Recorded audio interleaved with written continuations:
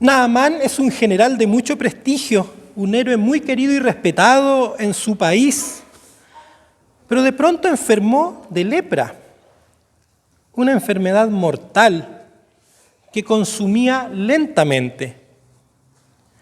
Pero la lepra no solo era una enfermedad física, era un mal que generaba muchos más problemas de todo tipo. Era una enfermedad que consumía lentamente y afectaba, aparte de la salud física, afectaba en lo social e incluso en lo religioso. En lo social, quien la padecía era segregado, discriminado, echado fuera de la ciudad como una especie de condena a muerte solitaria, lenta y degradante. Era lo más inmundo que podía haber. Y en lo religioso se creía que el que la padecía tenía infinidad de pecados, como una especie de marca, de timbre, de santidad, o en este caso de no santidad. Era la muerte en vida, algo terrible, una tragedia. ¿Qué será de Naamán en esta nueva situación? ¿Es un hombre poderoso? ¿Podrá revertir la situación? ¿O al igual que todos los leprosos será apartado de la comunidad, será olvidado y echado a su suerte?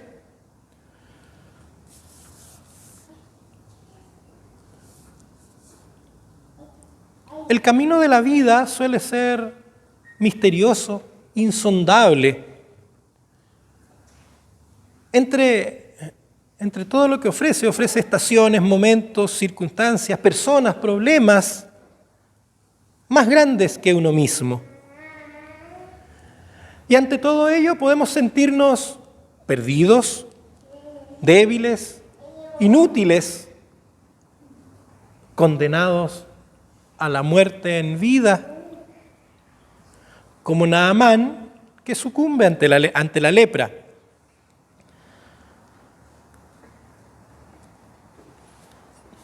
Esta historia nos brinda un recordatorio muy interesante, que todo lo humano tiene límites.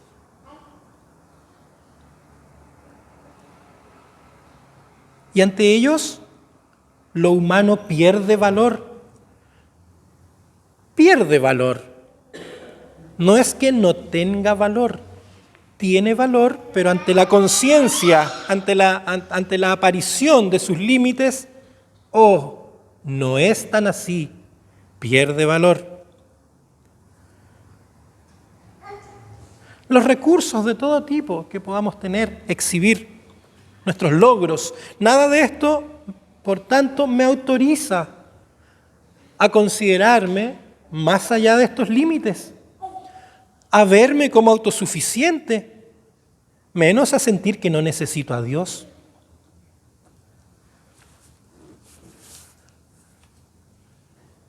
Naamán, qué historia, qué tragedia para él. ¿Cómo obras, cómo operas tú en los momentos de crisis? Cuando incluso sientes que todo tu poder, que todas tus capacidades no son suficientes. Naamán tenía planes, tenía expectativas y nada de eso se cumplió. Ni siquiera, tenía planes y expectativas respecto a su sanidad, a esto que emprendió, viajar a Israel, ver al rey, encontrarse con él, luego con el profeta. Él tenía sus expectativas y ninguna de ellas se cumplió. Esperaba que el rey hiciera algo, esperaba que el profeta lo atendiera personalmente, pero este último apenas le mandó algunas instrucciones con un criado. Toma, llévaselo a Naamán y que haga esto. Y el criado, tome, señor, tiene que hacer esto, y no le gustó. Báñate en las aguas del río Jordán y serás sanado. Se sintió ofendido. Lo que se le pedía no estaba a su nivel. ¿Acaso las aguas de Damasco no son tan dignas para lavarme que este río Jordán, que ni siquiera es un río sagrado? Se sintió ofendido, decepcionado. Esto es una burla, debió pensar, junto con también desear volverse a su casa, claudicar. Esta reacción sigue en la misma dinámica que es muy normal a los seres humanos, la de la autoconfianza.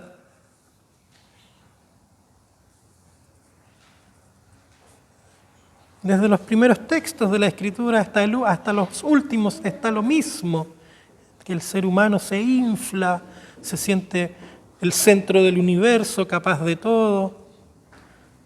Es lo que le ocurre a Naamán. Confía en su poder, en su reputación. Yo soy Naamán. El problema de él es que se acercó a Dios pensando que este iba a ser su títere, que iba a hacer las cosas a su modo. ¿Y tú? ¿Cómo te acercas a Dios? ¿Cómo son tus expectativas? ¿También lo ves como un sirviente, como un títere? ¿Qué pasa cuando no responde de acuerdo a lo que tú esperas? ¿Crees como Naamán que tiene que obrar según tus órdenes? Y si no lo hace, ¿qué pasa contigo respecto de Dios? Tal vez dudas, te enojas con Dios y comienzas a mirarlo de lejos, ni muy caliente ni muy frío.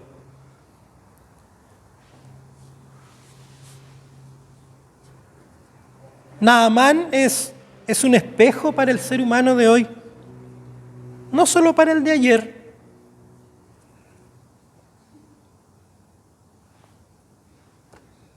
El poder no está ni en su cargo, en sus grados, en sus jinetas, en su reputación. Para él, en ese momento, el verdadero poder está en el profeta. Pero el profeta habla no a título propio, sino en nombre de Dios. Entonces, el verdadero poder está en la palabra de Dios. Por eso lo que Dios habla debe ser creído y obedecido. En caso contrario, no hay sanidad. Y Naamán comprende esto y reconoce su error. Y luego obedece. Se baña 7 veces en el río y es sanado. Esta es la buena noticia. Obedecer a Dios es la clave de todo.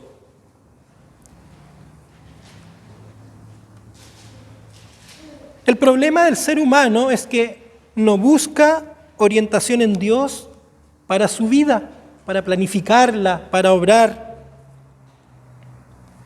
Pero hoy se nos invita a inspirarnos en Él para el diario vivir y a confiar en Él, y a confiar en que si nos ponemos en sus manos, Él hará lo que es mejor.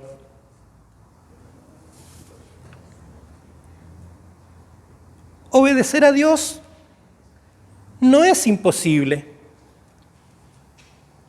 Obedecer a Dios no es imposible. Pero, ¿qué es obedecer a Dios? Obedecer a Dios es más que portarse bien. No es que esté mal portarse bien. ¿Cómo va a estar mal? El problema es que reducir la palabra de Dios y el Evangelio simplemente a portarse bien es reducirlo a lo aparente, a lo que se ve. ¿Y qué pasa con lo profundo, con lo que está escondido? ¿De dónde vienen tus motivaciones? ¿De dónde surgen tus obras si no es de lo profundo, de lo escondido? No está mal portarse bien. Me sonrío porque es lo que uno le enseñan cuando es niño, pórtate bien. ¿Ya? Y uno no se porta bien, pero ya ese es otro cuento, esa es otra historia. Es más que portarse bien. Podríamos decir que eso está en alguna parte de la fuente. Obedecer a Dios es ante todo creerle y buscarle. Creerle, sí. Depender de Él, de sus mandamientos, de sus consejos, de sus promesas. Creer en todo ello. Y buscarle, ¿dónde? ¿Dónde buscarle? A Él se le encuentra en su palabra, la que resplandece solo en la vida cotidiana. La palabra de Dios resuena solo en el día a día, en las relaciones con otros, en las obras, en las cosas sencillas y pequeñas, y nunca guardada en las profundidades del intelecto, ni en ideas bonitas, menos en mi poder ni en mi reputación. Cuando descubrimos a Dios en su palabra, llegamos a la fe. Y es la fe la que nos inspira, nos guía y nos fortalece. Nos inspira para vivir y para decidir nuestra vida armónicamente con Él, según su voluntad, rompiendo dinámicas de maldad, de desamor. Nos guía por sendas de justicia, de amor, de paz. Nos enseña a hablar y a callar, a dar, a recibir, a amar y a ser amados. Y nos fortalece cuando atravesamos los valles de sombra y de muerte, cuando estamos expuestos a la oscuridad que parece nunca terminar. Pero justamente para descubrir a Dios es necesario callar, para dar paso a lo que Él tiene que decir. Fíjense en la primera actitud de Naamán. ¿Pero cómo esto? Se quería ir. ¿Acaso en Damasco no hay mejores ríos? Tranquilo. ¿Acaso si tus propios religiosos, le dicen sus criados, no te hubieran mandado algo difícil, no lo habrías hecho? Ay, ya vamos. Callar para escuchar lo que Dios tiene que decir. Naamán lo entendió finalmente. ¿Qué es lo que entendió? Que el poder no está en su voluntad, que no tiene nada que ofrecer en pago, que debe bajar de las alturas de su poder y bajar tanto hasta ser sumergido en las aguas. Es así también con nosotros. No tenemos con qué pagar el bien, no tenemos cómo retribuir el bien que nos ha sido dado. Solo bajar hasta las aguas para ser sanados, para ser restaurados. Así como Naamán fue curado por las aguas del Jordán, nosotros somos reivindicados, levantados, rescatados, hechos nuevas criaturas en las aguas del bautismo. Ahí se ahoga el viejo yo y emerge un ser renacido. Así como Naamán creyó en la palabra de Dios y fue sumergido para emerger renovado, así también nosotros recibimos las bendiciones del bautismo por la fe. Y somos renovados para una nueva vida que debe ser expresada en el diario vivir. Para una nueva vida, nueva. Cree en esto, cree en esto.